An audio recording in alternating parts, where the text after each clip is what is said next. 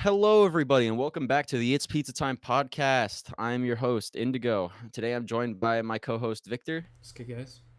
Our other co-host John is coming back from a road trip, so he's not here, unfortunately. But our very special guest today. War is won.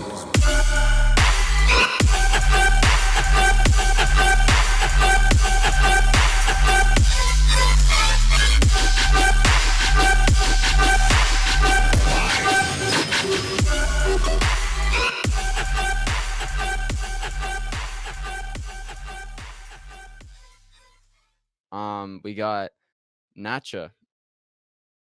Hello. We got SHRQ, Hi. and we got their manager Cody. Hello. I don't know which direction he is on your screen, but like. I try pointing at which direction they are on my screen, and it's like I'm like mirrored or some shit, so it doesn't work. Fuck. All right. So welcome. All right. I guess I'll jump right in and ask like the first question that we ask everybody on the show. What's your favorite kind of pizza? Oh, easy. 4 cheeses. AKA 4 fromages here. You answered that fast. You like know exactly what's up. I just ordered one literally like 20 minutes ago. Like, did you order it or did you eat it? Like, No, I ordered. Get up. So you're gonna have to get up like during the interview? No, my girlfriend's here, so she's gonna pick it up. But yeah. Oh, okay. I mean, that would be funny. On the Pizza Time podcast. Right. Dude, that's fire. That's like smart move. We gotta do that. Pizzaception. I don't know why we haven't done that yet. What about the other two of you? For me, I would say the ones with honey and goat milk, goat cheese. I mean, I don't know if you see. I don't know what you're talking about. So please enlighten me. You know some cheese that is made from goat milk? Yes. Yeah. I love pizzas with goat cheese plus some honey. I've never seen honey on pizza. It's quite classic here. It's a classic in France, yeah. I guess so. I guess maybe European, but yeah. If it's a French thing, it's like because I haven't seen that in like other parts of Europe, but like I haven't been to France too much, so might be something I'm missing there. Like, oh, you'll get to try it when you come. Yeah, dude, you're forced to. The only times I've been in France, like I've been around, my like British family, so it's like I don't really know what I just like eat what they eat. Never actually seen like I think authentic French food. Maybe like a little, but like not too much. Yeah.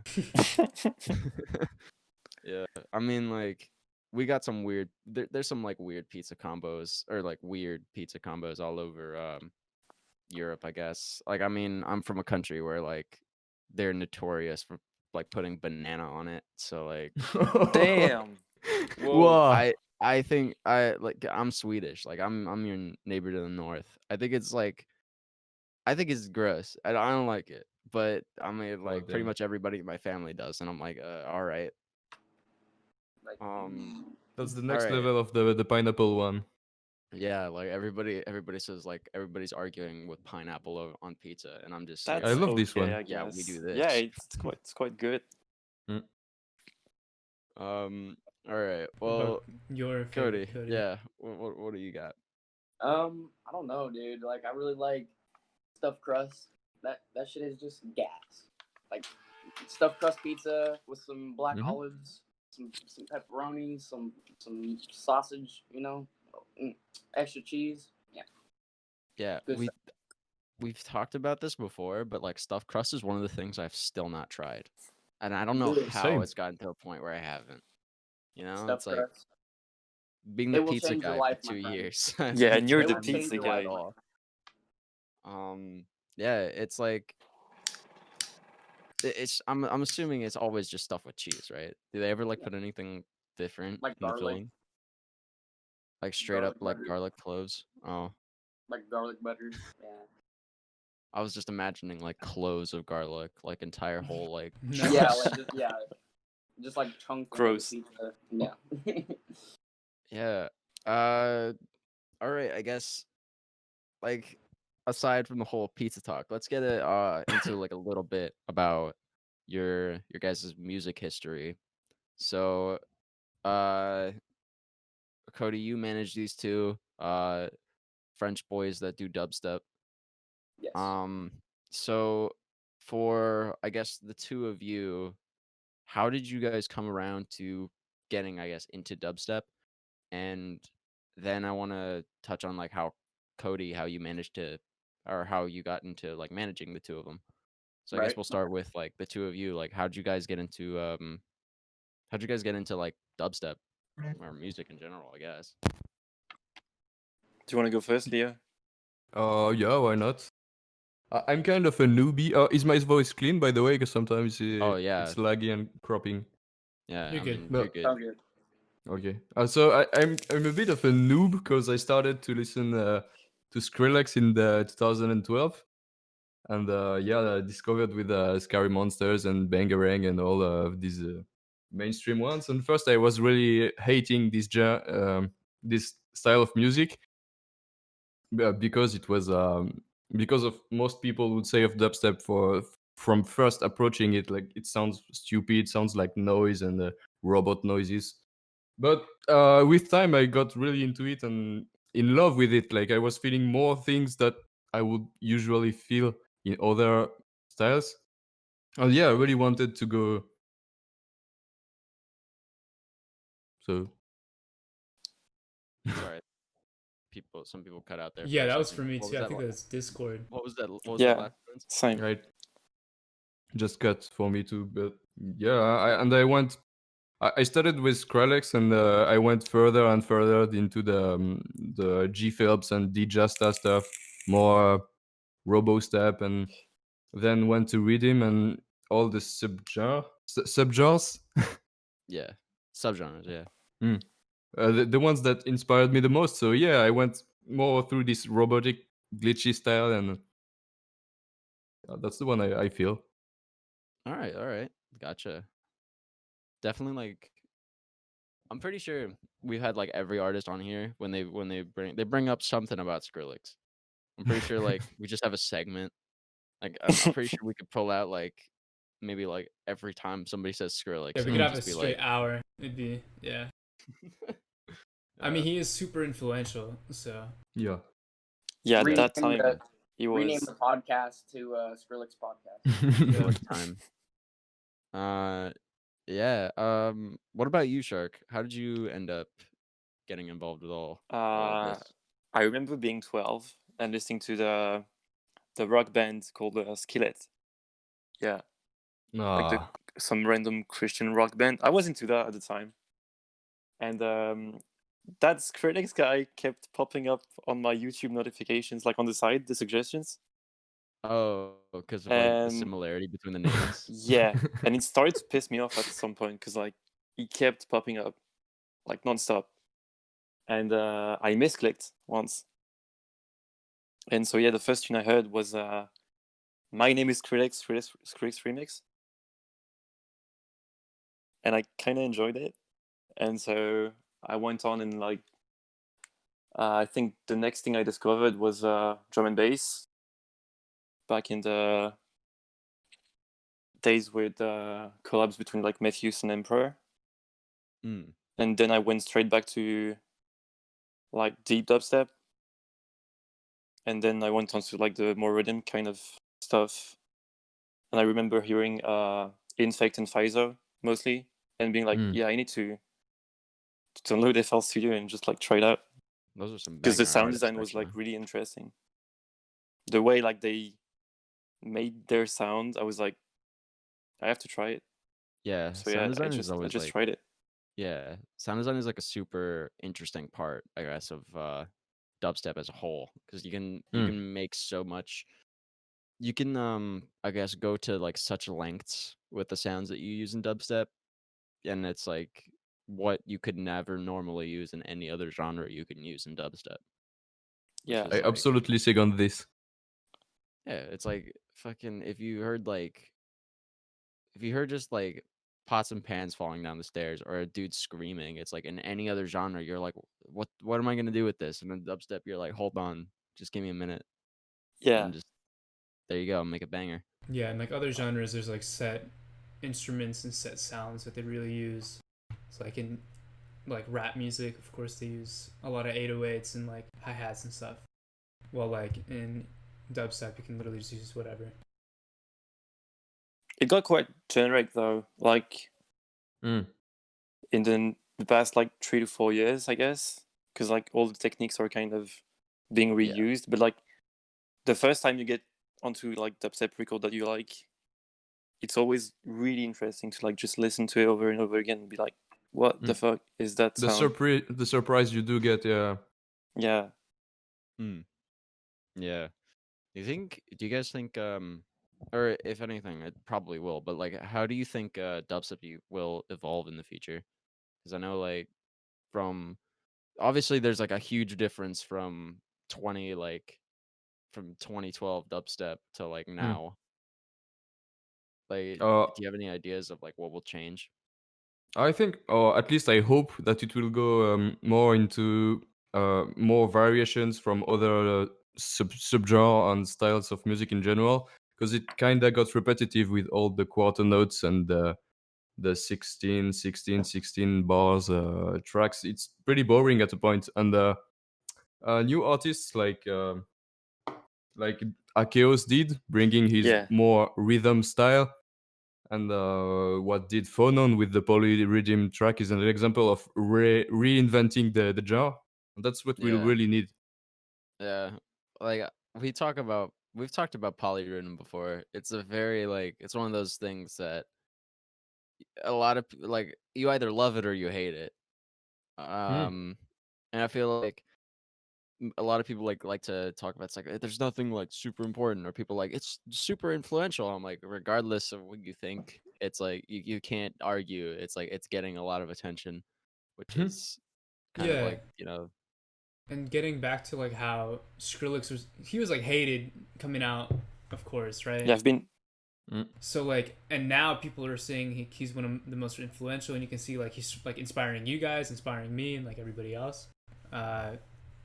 Do you think that polyrhythm will have the same effect for like new generation artists? I don't think it will have like a similar. I think have like if you go back effect in time,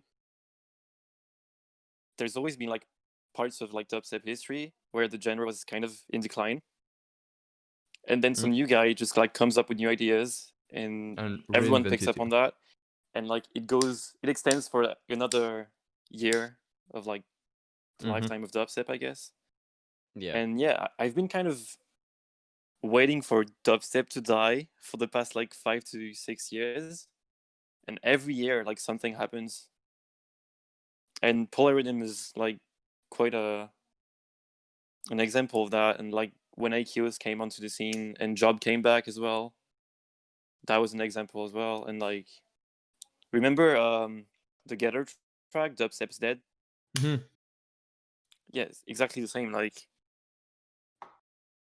people can hate on it like all they want, but like, it's a new idea that brought some new life into a genre that was known for being repetitive, and it's probably going to keep on doing that. Absolutely. Technical difficulties. But yeah, like I was saying, I feel like within the next 5 years, I think because of, you know, the new generations that are coming out, I feel like, you know, artists like Nacha and SHRQ are, you know, inspiring the next generation. And I feel like, you know, I mean, I feel like we've all got into, you know, this EDM stuff when we were very young, and there's the next generation that's coming through right now, and they're learning this, and they're wanting to produce, and they're wanting to make new music, and they're wanting to, and because of that, I don't think that the dubstep audience will ever decrease. I think it'll only increase. You'll see it with, you know, festivals like Lost Lands and things like that. Like, they get bigger and bigger and bigger every year, and there's more and more people listening to it. And because of that, I can see dubstep being more influential in other genres like rap music, like, dubstep elements brought into it, things of that nature. And then it would almost be like a sort of shift in the industry, because you see like rap music. What was popular before rap music? Like rock music, like that Yeah. 80s, rock music. And after that, then rap just blew the fuck up. Rap is probably one of the top genres right now. And because of that, I feel like dubstep is gonna it's gonna creep through rap in a way. Like it's gonna creep in, and then people are gonna understand it better, and then more people are gonna listen. Yeah. Ultimately. I mean, it'd be like really weird if I see like if I get to like an age and I have like kids and they're listening to fucking dubstep, like, and it's like popular now. I'd be like, man, I remember like listening to that as a kid. Shit. Yeah. Yeah, and even now, a lot of hip hop elements are actually drawing from electronic music heavily.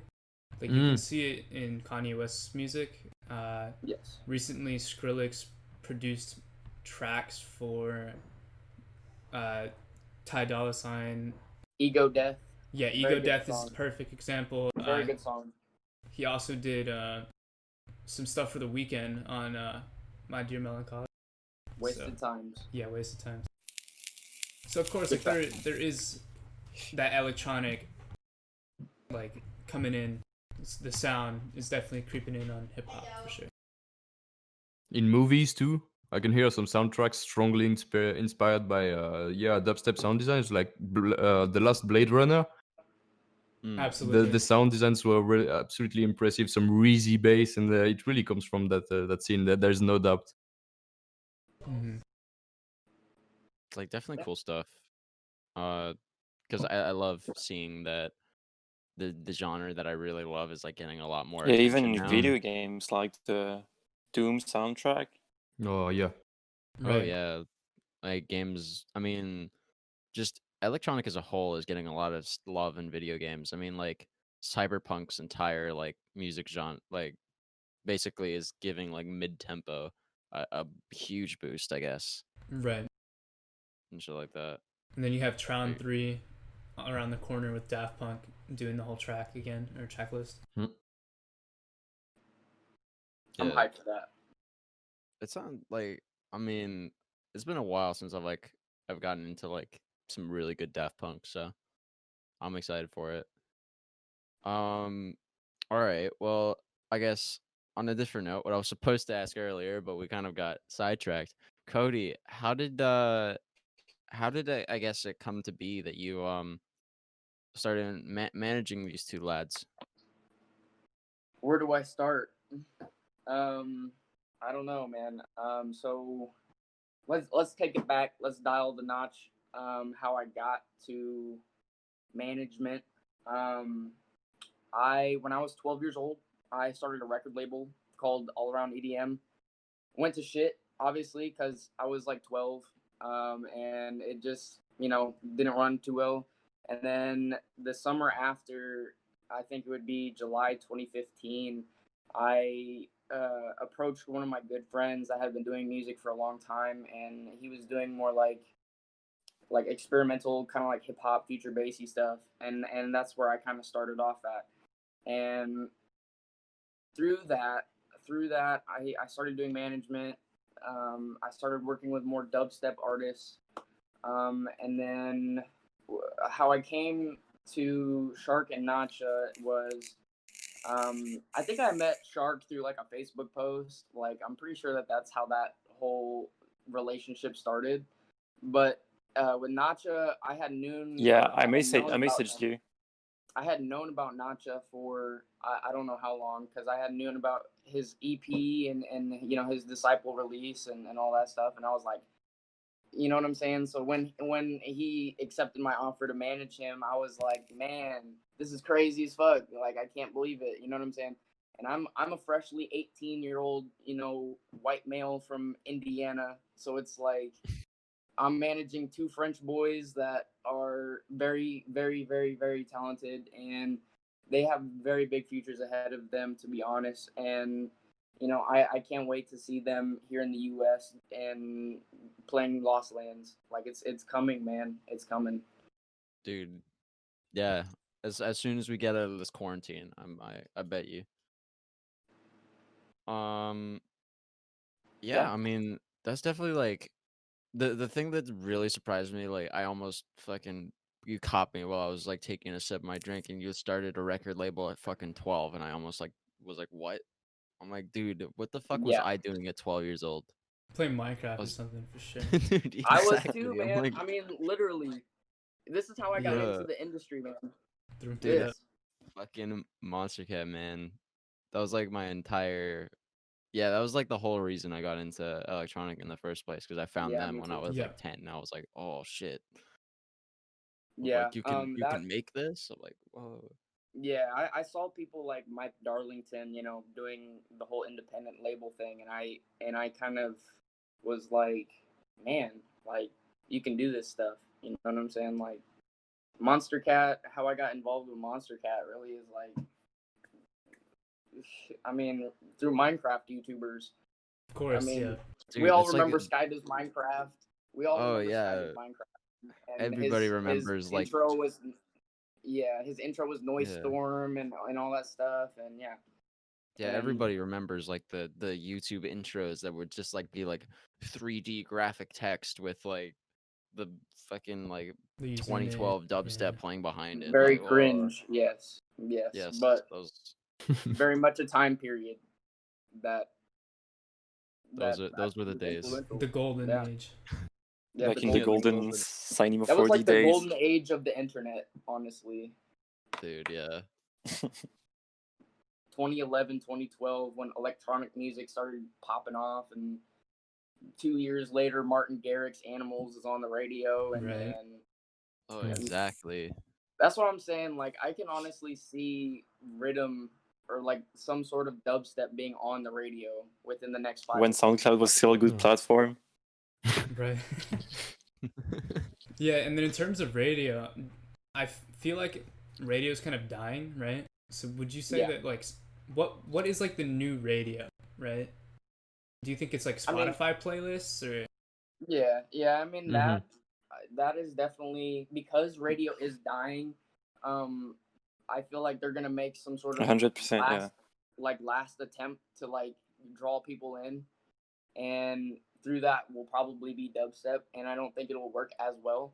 But the Spotify game and like everything, you know, distribution, you know, iTunes, Apple Music, you know, Google Play, whatever. I mean, yeah, I mean, it is the digital era. So when it comes to, you know, tuning in, dialing into your radio, it's kind of obsolete at this point. right? So when it comes to it, I mean, yeah, I mean, it'll definitely be like the next genre that like people view as, you know, the top. You know what I'm saying? Like the genre that people look to and be like, yes, you know. Yeah. I mean, do you think like I personally think like dubstep will get its time, but like before dubstep there will be like some kind of boost in a lot of like some other electronic genre. Like I feel like trance or house or something like that will just like take a rise like first since it's To like be more honest, universally known. trance and house that has been there and been gone. Like that was like the 90s, like early 2000s, like Well then, think Benny Benassi, like Satisfaction, Yeah. or like stuff like that, you know. I guess. That was that period. That was that. Yeah. And then They're still evolving I- too. Yeah. house, I you know what? guess what I'm saying, huh? And Sorry? I mean, you know, it's like the radio was kind of like late on house music. You know what I'm saying? And Yeah. there was a period in time where house music was considered like pop. You know what I'm saying? Yeah. And with that, you know, yeah. Yeah. Like what And before that, it was considered like gay music. Yeah. Yeah. If you look back. Dude. Oh, there he goes again. Are you Hey, back? There we go. Shark Dubs, get closer to your router. Yeah, I am. Should Yeah, be better. get like Yeah. 2 inches away from that hoe. Put the phone on top of the All router. right, cool. I need to make a note that there was like a 2-minute worth of skip right there. Sorry, guys. It's okay. It's all good. It happens. It happens. Yeah, like we've had internet issues before. I mean, like our Cyclops episode is a pretty good example of that. It was literally like all robotic the whole time. So It was really The whole funny. time. Yeah, we left a lot of it in though because it was funny. Okay, I guess where were we before that happened? Gay clubs in house. Right, yeah. Yeah, Oh, yeah, yeah. yeah. That's where we were.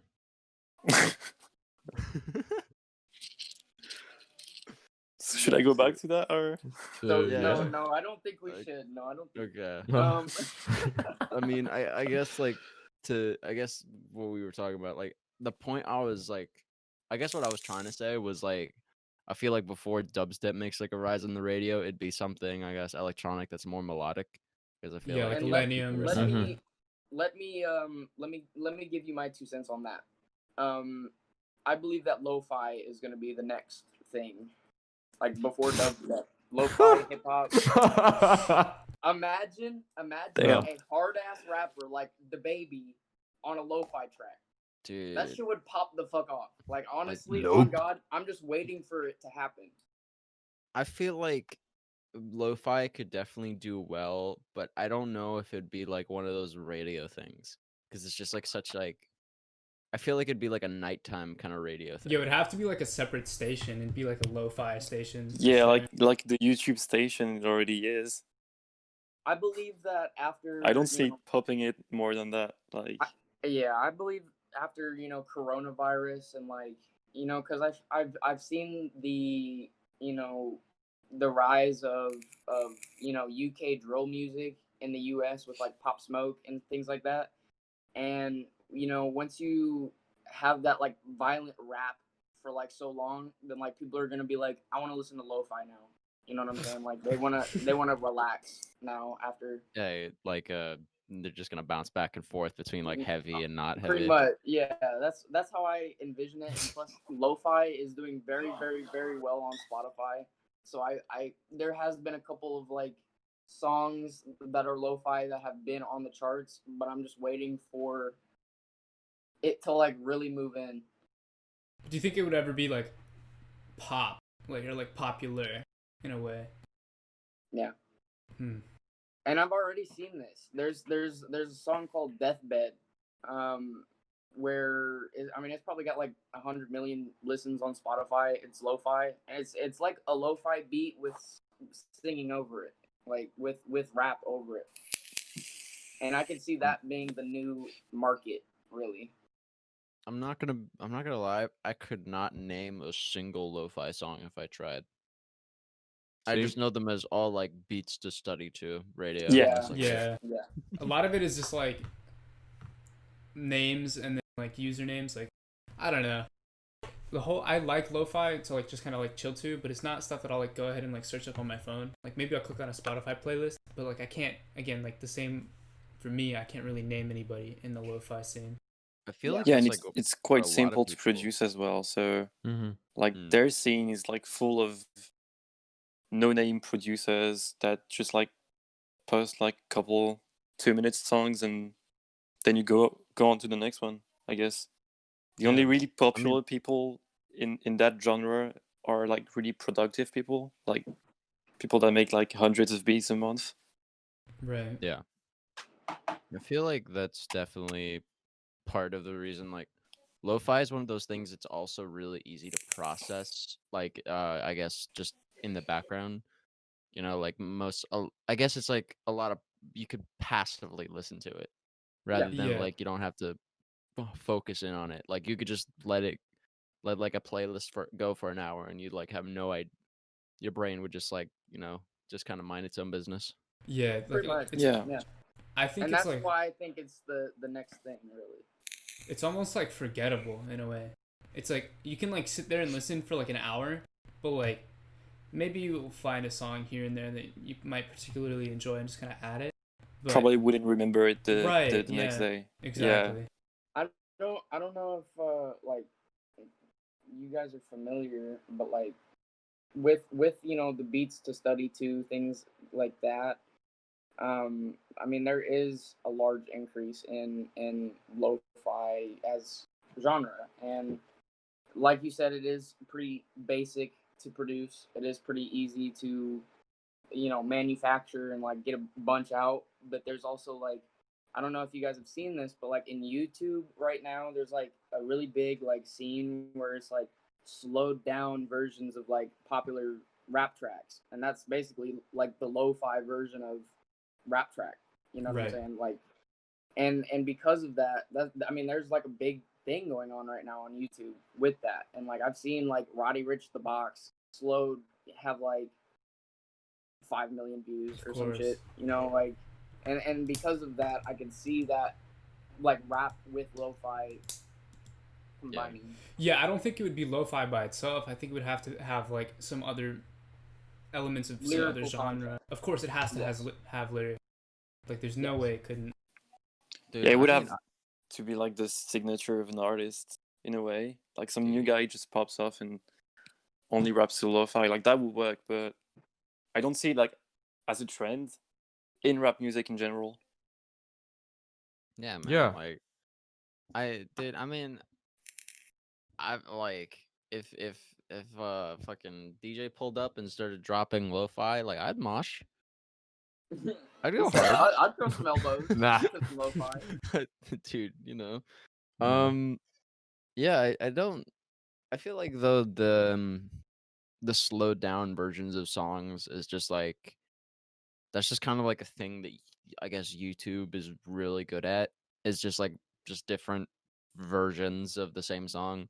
It's like kind of what's the thing that's like, do you guys know like about like 8D audio and shit like that? Where they just like pan it like slightly. It's like they just pan it so it sounds like it goes around your head. It's like, but those things still have like millions upon millions of views because that's just like how people like listening to it. Right. There's a lot of stuff like that on YouTube. There's a lot of like alternative like music cultures. Like there's a whole mashup culture on YouTube. I don't know if you've seen it, but like, oh yeah, we got a couple of like people that do mashups in here in this Discord server actually. All right. Yeah, I've been checking some out, and like it's really interesting to see that they've got like such a culture and like a community, especially on YouTube around that. Yeah, it's I find it really interesting because of the fact that like they really know what they're doing like production wise. Like they really have like a grip on the DAW they're using, but they're just like their brain works. I guess more so they prefer to do mashups than to like produce. I'm like, kind of cool. Like you chose to go that direction, I guess. Mm-hmm. And it can be really interesting as well to like find two songs that you wouldn't think would fit together, but they actually do. Yeah, definitely. Rhythm. Like as far as I'm, as far as I've seen, it's like people that do mashups are like really good at DJing live too, because they just know like what songs sound good together like, immediately. Does the selecta power? If you're a good selector, you're a good DJ. Facts. Hell yeah.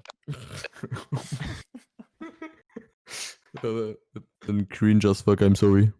It's okay. It's okay. I'm just like I'm tired, man. I'm just like my brain is kind of like my brain is like fluctuating between like high energy and like just flatlining, and I don't know like what's happening. Yeah, it's too early. It's 11. It's almost 12. It's almost noon, dude. That's too early. That's like that sounds so shitty. So like talking about like YouTube genres, have you seen like anything recent like Nightcore? I haven't heard anything about it in forever. I really think this kind of stuff is just people inventing. Nightcore is the opposite of what you think from the slower beats. Like Nightcore is just speed up hardcore things.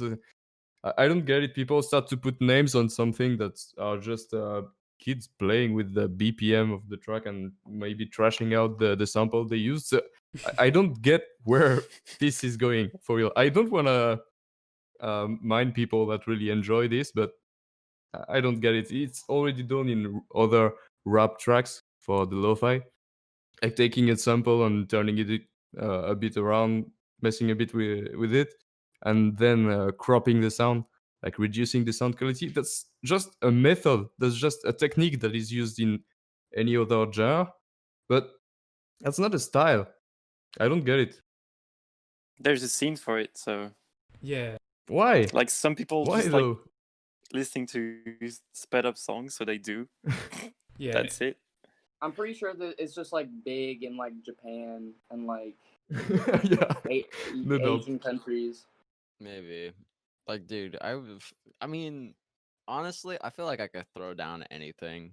So like if you threw on Nightcore, I'd probably like I'd throw elbows, I'd throw hands. I feel like Nightcore was almost like a thing that was invented to like avoid YouTube copyright. Because you know how like they'll flag videos and stuff for just like playing their music. I think like to avoid that, people would pitch music up and down, and then people started pitching stuff up, and they're like, you know what, this actually kind of sounds good, and then they made it a genre. And the reason why I was asking was because there's Yeah, if you call it a different genre, then you can't get flagged. yeah, and like the reason why I was asking was there's an artists called 100 Gex that have been like kind of popping off recently in terms of just like popularity, and they draw a lot of influence from EDM and like Nightcore, and of course other genres. So Lil I've heard- Texas. yeah, Lil Texas, dude. Lil Texas, Luca Lush, Speed House. Fucking.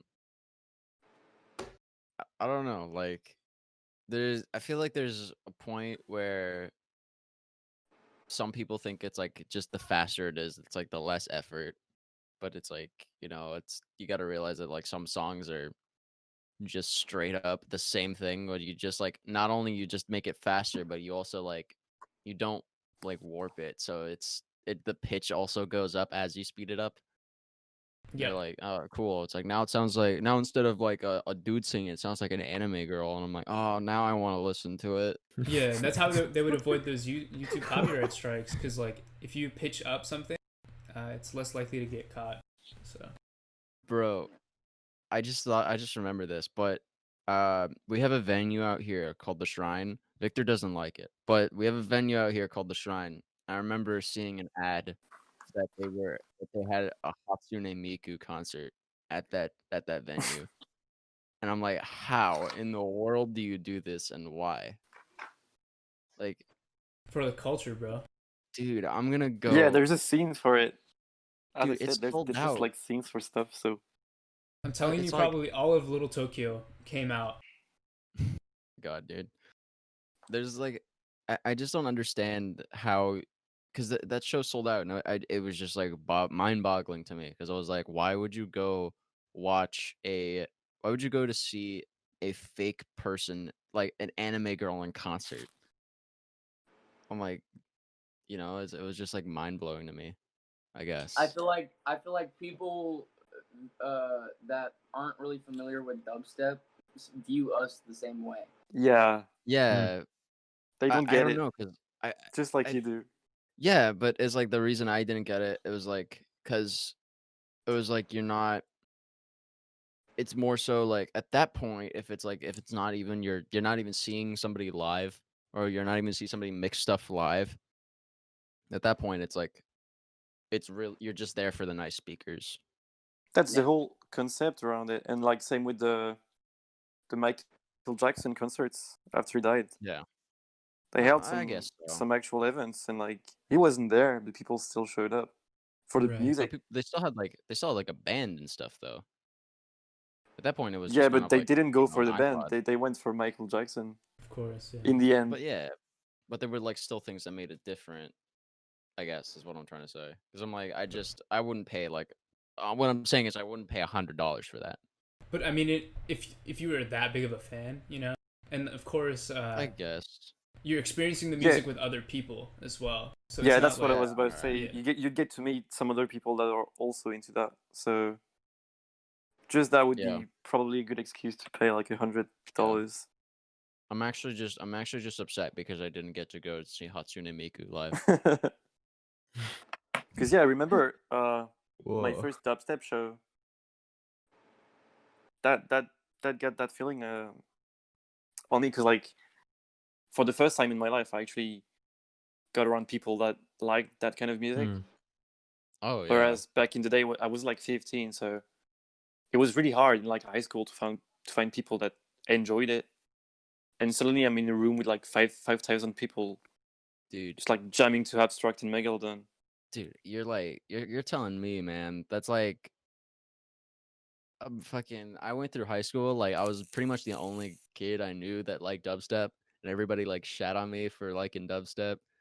And then they were like, "Oh, it's like Skrillex is so like 2012 of you," and I'm like, "Okay." I'm like, "Fuck off." I'm like, it was obviously like I wasn't even listening to fucking Skrillex or anything, but like obviously they didn't care. They were just like, "Oh, you dubstep, fucking nerd." I'm like, "All right, fine." And it was like, also like Victor and I know this, but like LA is so notorious for like not having all ages shows. So there was like no opportunity that I had to actually go see anything live. Until Yeah, you like I just would have to sneak in. That's what I did. yeah. The first time I saw a live show I was 17, and I was almost 18 at that point. But like it wasn't even dubstep. It was do you guys know, oh, it was Drulu, like if you guys know who they are. And it was Bitbird. like yeah, Bitbird shit. And I was like it was just like it was a small venue, and there were like it was like only like a 500-person venue, but it was just like it felt, like next level. I was like, holy shit, this is Yeah. something like crazy. And like the first show I went to with Victor was like that was dubstep, Yeah. which was it was like Dabin and Trivecta, I think. Yeah, sober. Yeah. So like we threw down, and I was like, that was my first time actually like rail riding and shit. And I was like, fucking, I need to do this forever. For the, I guess, Cody and Nacha, like, how did you guys, like, what was your guys' first like show experience like? And what was it, that I'll show? let Leo go first. Oh, I was listening for dubstep for years, and it was the first show was like 2 or 3 years after I discovered about dubstep, and I was really expecting to see it live and feel it physically, as the bass music got that special feeling. And yeah, I was waiting for it, and the first one was in Grenoble, the city where I live. And it was a Trumpa show, Trumpa, and I think it was Megalodon too. They showed in Grenoble. There was like 2 or 3 shows they ever made, and when they saw that people weren't going enough, well, they stopped. But damn, that was really special to see. Yeah, as just you say, the shock, these people jamming to that dubstep, that I was feeling pretty kind of alone at school. And yeah, that was really something. It got me really more passionate into it, and really determined myself to go further. Yeah, Awesome. it's cool stuff. So, my first show experience was relatively recently, surprisingly. My first show was Dion Timmer and Dubloads for their Neon Phantom tour. Really good. That kind of opened up my mind a little to, everything and I don't know. It changed my perception of bass music as a whole, and seeing everybody there, using to bring people together, and to unite people. And I think what me and Nacha and SHRQ are doing, I think the ultimate goal is to unite people through sound, and that's a very powerful thing. It's a very Preach. powerful thing. Yeah, I mean, Amen. definitely. It's like seeing a crowd. If you're like ever at a show and you like go up to like, I guess if there's like an upper level of the venue, and you can go like up there and you can see the entire crowd like move in unison and shit, like that's just crazy. It's like it's just like, wow, they're like acting as a single mass, Yes. like not as individual people. And I feel that's like really cool. Yes. Like It's very powerful. It's very moving. It's very inspiring, to be honest. It Yeah. makes me want to push harder. Dude. Yeah, true.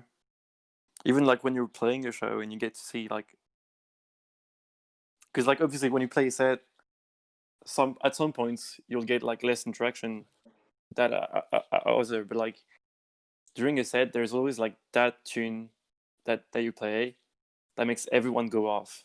Oh yeah, And it's always like the highlight of your night. Yeah, it's like and it's always behemoth. really special to like play a tune and watch people just go and like, yeah, I did my job tonight. And yeah, it's, as you said, like it's really a single mass of people just moving to the same thing, doing the same shit. And it's quite impressive. 100%. It's like it's so much fun also to see like shit like that happen. Like, I mean, come on, like anytime I would hear like Behemoth played live, like somebody would play like the beginning to Behemoth, like you hear the entire crowd go bop bop bop bop bop, like all in unison. Like you hear everybody like fucking chanting the pre-drop. Like everybody goes and then fucking everybody like goes crazy, and I'm like, what just happened? Yeah, especially like those tracks like Behemoth and like Grizztronics, and like there's always like a specific track of the like the year. Yeah, those tracks that just like resonate with everybody, or like Must Die's Chaos was like one of those with the weird like that one is absolutely sick. Yeah, like shit like that. Yeah, and Like I'd say everybody knows it. Right. I'd say for me, like, I wasn't that much into dubstep as a genre until I started going to shows more. I was like heavily into EDM, but I wasn't into like dubstep and like rhythm. But as soon as I started going to more shows, I learned to love the energy that dubstep and rhythm provide, right? And just like everybody around you is like super hyped, right? And then the speakers are like literally shaking the ground, like my heart's pumping and stuff. So I started loving the energy, and that's like what really got me into it. Yeah, it's like a way to just get hyped. The energy at rhythm shows is just immaculate. Like there's no other genre that can do it quite like dubstep. Definitely. Yeah, true. It's really different from anything else I've seen. It's like metal, but people don't get hurt as often. Yeah. Which is nice. Yeah, and I feel like metal is more for like an older crowd nowadays. Yeah, I'm not so sure about that. I'm not well, sure. maybe not in France. Depends what shows you go and like what bands you listen to. Right. I guess. I'm saying I like just don't see like a lot of younger kids into like metal. Right. At least in the US or like in LA, I see like of course more kids like listening to dubstep rather than metal. So I feel like dubstep is this generation's metal. Exactly. Yeah. It's the metal of electronic music. Yeah. Fucking yeah. Okay. On another note, I guess I just thought of this, but like, where do you guys see, where would like people be able to find you on like at a show? Are you guys like rail riders? Do you guys mosh, or like do you guys just chill in the back and fucking like ignore people? Like, what's the way you do things? I'm usually in the smokers area. I've been going at shows for like 5 years, and like there's that shitty point where you've kind of seen it all. And I just go like for really specific artists, and then I'm gonna go like up front, just to watch them, or like behind them if I can. But yeah, I'm usually just like chilling with my friends, because it takes a lot of energy to be able to like stand up from 10 p.m. to 6 a.m. here, just going off. Right. And I really don't have that anymore. I used to have it a lot back in the days, but like I feel that. Like that the amount of like time it takes, like the amount of like energy you need to have in order to like fucking do that, it's crazy. Like, even just to handle like 1 hour of like a good set. Yeah, like I mean, yeah, it's like I'm usually anytime like me and Victor go to a show, it's like I'm by the end of the show I'm like dehydrated, I'm so tired, I'm like my fucking legs hurt and all that. Like I think the worst case was like Victor and I and our other co-host John, he we went to Disciple, the Hollywood Palladium Takeover show, and Oh, it damn. was we got there when they opened, and I didn't leave the rail until like the last set. So it was like Wow. 7 hours, maybe 8 hours of just standing and headbanging the entire time, pretty much. I was like so out of it the next day. I was like a broken man, but it was so worth it. Was it just that or the drugs? Oh, I don't. funny enough. Like people get surprised about this, but Victor and I, we don't do anything like that. I'm there don't for the smoke weed? music entirely. No, I don't actually. People are It's surprised. legal. It got I'm- so Legal where you are. popular just because of the energy, I guess. Like, It's legal. It's legal if you're 21. I'm not, so Mm. I'm Oh yeah, not it there is. yet. It's recreational for 21 plus. Yep. Yeah. Yeah. I don't know. I feel like personally, it's just not my thing. I'm just not super into it. Fair enough. I feel like some people just like associate drug use, especially like ecstasy, to dubstep shows for some reason. Definitely. Like they yeah. wouldn't do it outside of it, but every single show they go to, they have to pop a pill. That's kind of sad.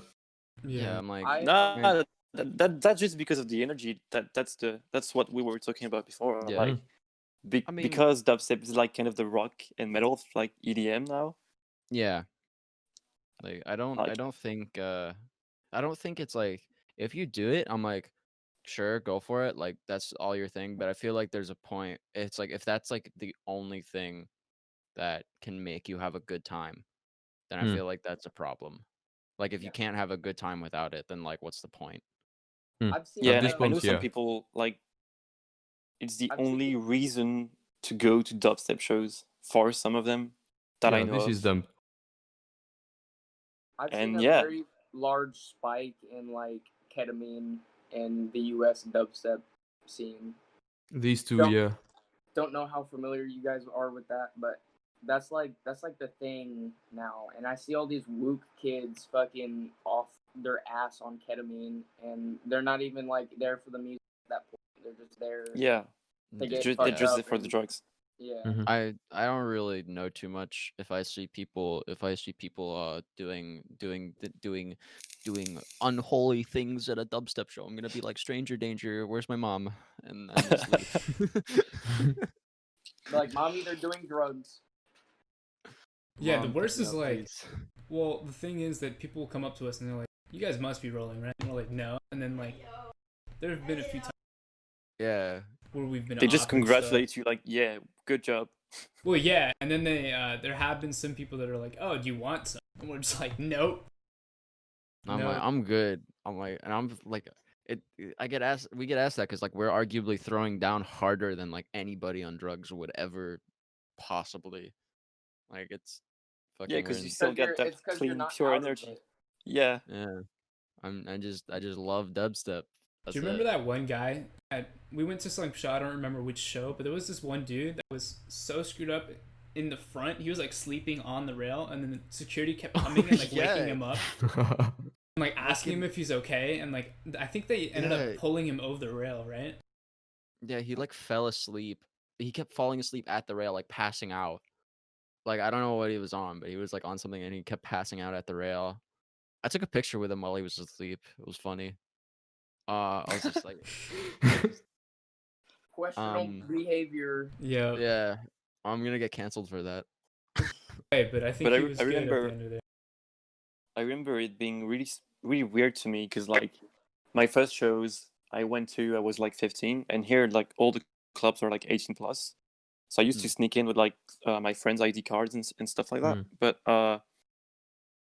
for like a 15-year-old kid, it was really weird seeing like half the people here for the music, and like maybe not the other half, like whatever percentage of people Maybe like a there quarter. for the drugs, and like it felt really fucked in a way. Yeah. I feel like it's a bit too much Yeah, it like kind of presence just in the shatters this scene and image at you have. shows. Yeah, The people even that now go to still- shows off the drugs, they are not passionate about the scene like we are. Right. and they are ultimately there for that. Yeah, for Like, like I the think hype. they're to here see for like shit and the watch energy it. mostly as well, because like we were talking about that, Mm-hmm. and Mm. I feel like most of like these people drug use can be like related to like the energy that there is at dubstep shows, like the ever headbanging Yeah, that goes on. Yeah, and yeah, it feels weird. So please don't do drugs, people. Right. If you go at a show, just like enjoy the energy as it yeah, is, and don't try to like yeah. alterate Like it in any yeah, way. Because yeah, like if you go there and you don't have, if there's like no, if you don't feel anything, then don't try to like force yourself to feel something. Mm. You know yeah, what I mean? it's quite disrespectful as well for like us as artists and like for the Yep. event organizers here. Because I know like in France there's been some crazy good venues that stopped doing dubstep shows because of that, Yeah, it's because like people would behave like yeah, you're liable. It's like it's it sucks. Uh, so yeah, it's like don't do it. Like maybe if you're at a festival and like nobody's around, but you're also having a good time already. That's like the yeah, one why time I'm not? like, all right, sure, like fine. Like I mean, not I don't do it, but like if like my friends are like, it's like, oh, we're having a great time. Let's fucking do some tabs, and I'm like, if you're having a good time already, then like fine. But if you're not, then like I Yeah, just wouldn't don't recommend it. use dubstep as an excuse for like Yeah, your problems with addiction or whatever. Right. exactly. Um, what about you, Nacha? Then like, where could we find you on the floor? I love to go into the crowd. I'm either at the front line, Oh, like at the crash barrier, the rail. the rail, yeah. Either in the rail or in the mosh pits. I really love to enjoy that energy too, and I don't need drugs to do that. Also, just a Yeah, little bit of alcohol maybe, but let's go. That's okay.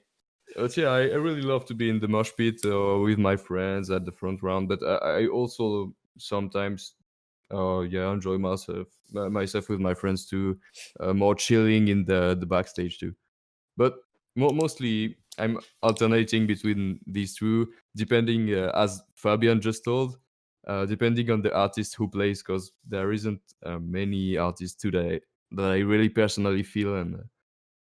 So it really depends, but well, yeah, mostly I'm in the mosh pit and enjoying it. I mean, yeah, I love like moshing is fun. I thought like the first time I ever saw like a pit, I was like, why? Like that looks so like scary, man. Like I don't want to like. I'm just very. I'm like I'm a tall dude, but I'm very like skinny. I'm like super scrawny, like bony and shit. I'm like, dude, if I jumped in a pit, I would like just snap in half. Like that was basically my fear. I would get like fucked. But like, and then I tried it and I was like, oh, this is fun. Um, but yeah, it was a good experience. The only downside is like if I'm already at the rail, if I jump into the pit, I'm probably gonna lose my spot. So it's like I probably won't get back there. Yeah, that's So true. I used to mosh a lot as well, but there's always like that one super muscular aggressive oh guy yeah, in the that's the guy Yeah. pit you want to that will avoid. just Yeah. fuck you up. So They go there just for the mosh. They're like trying to instigate stuff Go the there whole just show. to beat the shit out of people. I got really hurt like a couple of times. So now I don't do it anymore. Uh, yeah. I mean, I luckily haven't gotten super hurt yet, but I've heard some stories, so like I try to keep it to a minimum and like try not to jump in there when there's like a huge like fucking bodybuilder of a man in there. Yeah, I'm you have like, to be careful. yeah. I remember one time like I got pushed back and the back of my head went right in someone's like chin. Ooh. That was bad Oof. for both of us. Of course. Like Yeah, definitely. All right. I guess then Cody, what about you? I am defo rail breaker. We out here. Yeah, big let's go record. represent. To be honest, yeah, like when I went to go see Snails and Hyam Ghost and JCO, my neck was fucking done by the time that fucking Snails got up there. My neck was just not moving. Yeah, I was going Oh, too hard. I feel that. it happens. I saw Snails out here in November as well. Like I Yeah, think it was the the same World of tour. Slime. World of Yeah, Slime. yeah. Yeah, I That saw was that. like that was a really bad week for me because it was like at that show I went that week I went to like 4 or 5 shows in a row, like back to Yeah. back, like each night. Like of that entire weekend, like from Wednesday to like Sunday, Yeah, no, which yeah, was You're 'cause- probably yeah, feeling which very sore after that, huh? I was like done for like a week. yeah. Which was We were both going to shows because we go to shows all the time together, and that was the only show that we did not go together because I ended up going to Madion instead. So basically, it was like I think Friday, Saturday, and then Sunday, and whatever. I think it was like Saturday. You went to like Snails, and I went to Madion. We went to some show on Friday, and then we went to some show on Sunday together. It was fucking horrible. Like my neck was done. we saw the real Vanos Gaming fucking rinks at his debut show, which was actually pretty fire. Not gonna lie, he throws down. Thanos Gaming. Yeah. Yeah, rinks like his music project or whatever.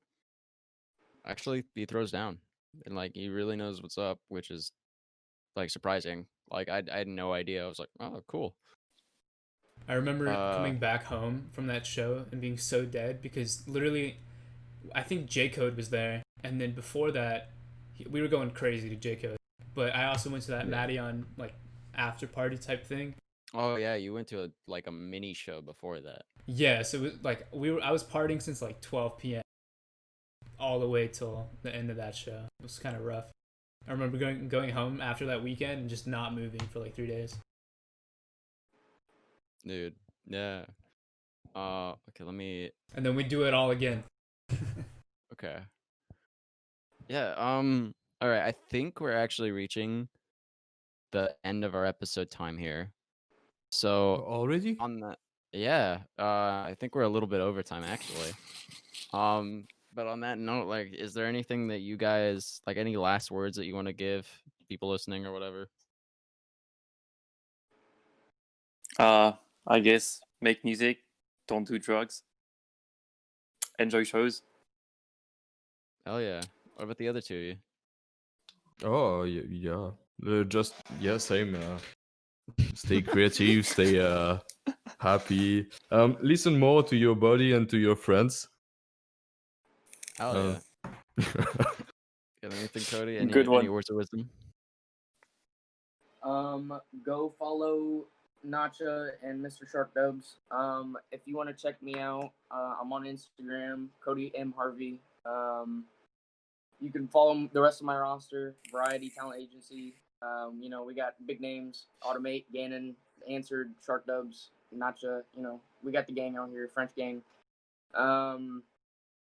So yeah, man. Yeah. Stay passionate. Whatever you're doing in industry, whatever you may be working towards.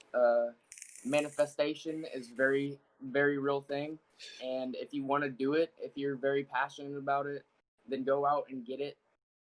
Go and grab it. Go and get it. Yeah. Go get it. Go get it. Definitely. Do the other two of you? Do you guys have anything to plug?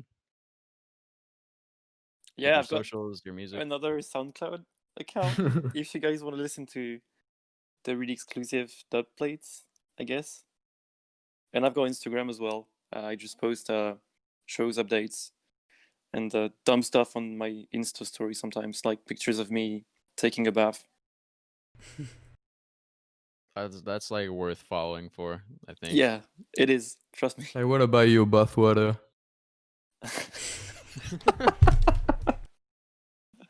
Shark bath water. Send Shark brother, yeah.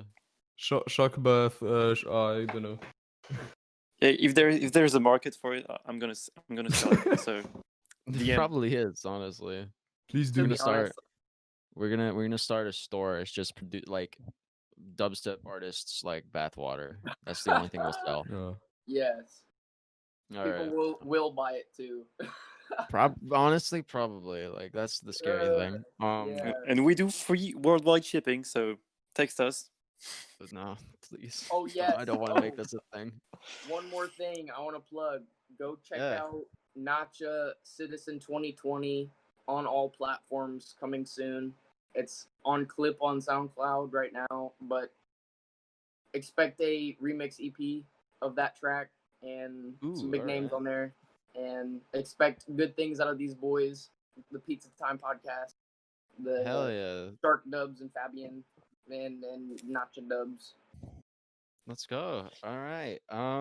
Yeah, I guess for everybody listening, you can check all of their links and stuff will be down in the description wherever you're listening, except Spotify because it doesn't work like that. Sorry. And then you could check out the rest of the podcast. More stuff will be down there, as well as like mine and Victor's personal socials and stuff. We have like a Patreon now, and I promised if we get to $100 a month, I will eat a raw onion during a recording, like an entire fucking raw onion. So like, if you want to see me suffer, give us money. Yeah. Other than that, join the Discord. Like, just fucking check us out. Do all that. Check them out. More so. And yeah, thank you all so much for tuning in, and we'll see you all in the next episode. Peace. Peace. Mwah. Bye. All right. Banger of an episode, guys. If you get to 100, I'm gonna eat an onion with you.